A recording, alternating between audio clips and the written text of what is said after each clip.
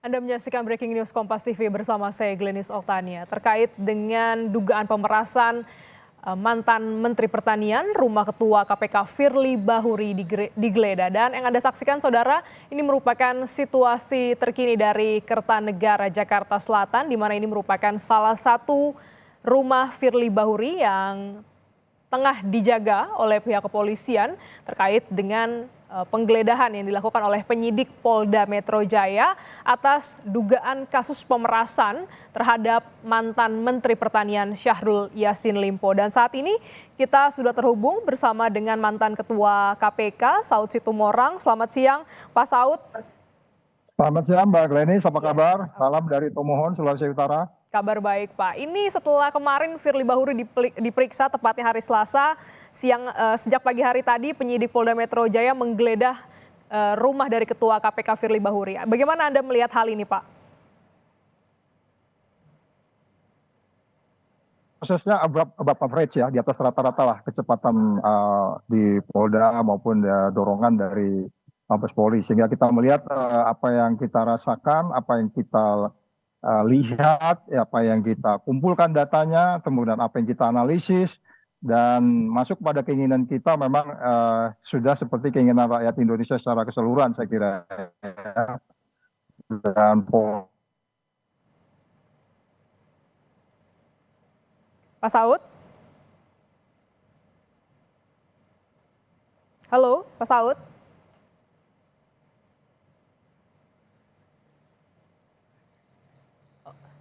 Nampaknya ada gangguan komunikasi bersama dengan mantan Ketua KPK Saud Situmorang yang saat ini berada di Tomohon, Sulawesi Utara. Tadi juga disampaikan bahwa menurut mantan Ketua KPK Saud Situmorang yang juga pernah dimintai keterangan oleh penyidik Polda Metro Jaya, proses penyidikan untuk kasus ini tergolong di atas rata-rata.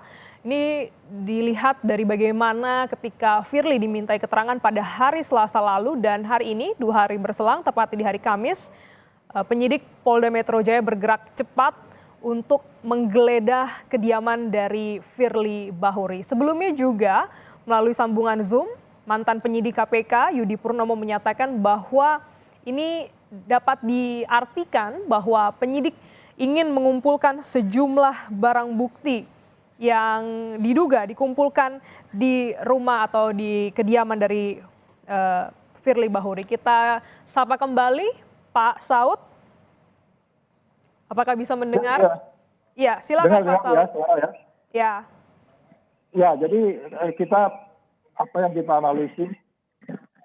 analisis dari data, dari fakta yang sudah jelas ya, dan prosesnya saya pikir kecepatannya cukup baik ya yang dilakukan oleh dalam hal ini Polri bersama Polda dan Mabes Polri, yang menurut kita bahwa kalau hari ini dilakukan penggeledahan, saya pikir itu menuju kepada apa yang kita sebut selama ini memang peristiwa pidana itu terjadi dilakukan oleh bersangkutan. Apakah dikaitkan dengan pasal 12E kecil, 12B besar, atau kaitan dengan Undang-Undang KPK pasal 36 dan 65-nya. Kira-kira itu Mbak Glenis. Oke, baik. Prosesnya di atas rata-rata begitu. Nah, Pak Saud, ini kan hingga saat ini sejumlah saksi sudah diperiksa, kurang lebih 52 orang saksi. Beragam pihak diperiksa selain Syahrul Yassin Limpo, ada Kapolres Tabes Semarang, pegawai KPK, dan saksi-saksi lainnya. Hingga saat ini penyidik belum menetapkan tersangka dalam dugaan pemerasan ini. Bagaimana Anda melihat ini? Ya, kita berharap itu hanya teknik, strategi, dan style juga ya mungkin. Yang kita harap adalah tidak terjadi sebuah bias ataupun kemudian ini berhenti di tengah jalan atau kemudian berproses pada posisi yang kita berpotensi juga membuat sesuatu abuse pada orang lain. Ya, tapi saya percaya penyidik tidak dalam posisi itu. It's nothing to do with abuse of power. Tapi ini hanya menyangkut strategi saja, Mbak Glenis, saya pikir. Jadi kita bersabar saja menunggu, apalagi sudah penggeledahan. Nggak mungkin juga rumah saya digeledah kalau saya tidak melakukan sesuatu yang tidak bisa dituduhkan kepada saya.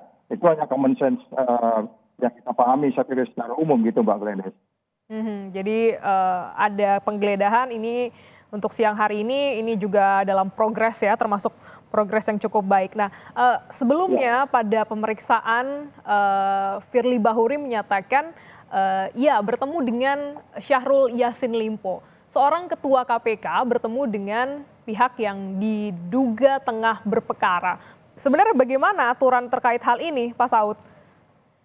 Ya, itu sudah sangat tegas. Tahun 2002 kalau kita mau rajin melihat bagaimana daftar isian masalah Undang-Undang KPK itu dibuat, pasal ini termasuk pasal yang sebenarnya menjamin bahwa asymmetric information yang dimiliki oleh KPK dan pimpinan KPK tidak dilakukan dengan abuse of power atau potensi konflik of interest. Sehingga pasal itu mengatakan, pasal 36 dan 65 itu, di pasal 36 itu menegaskan dengan alasan apapun tidak diperkenankan langsung atau tidak langsung. Jadi tidak langsung misalnya lewat seseorang dan seterusnya untuk bertemu dengan pihak yang berperkara.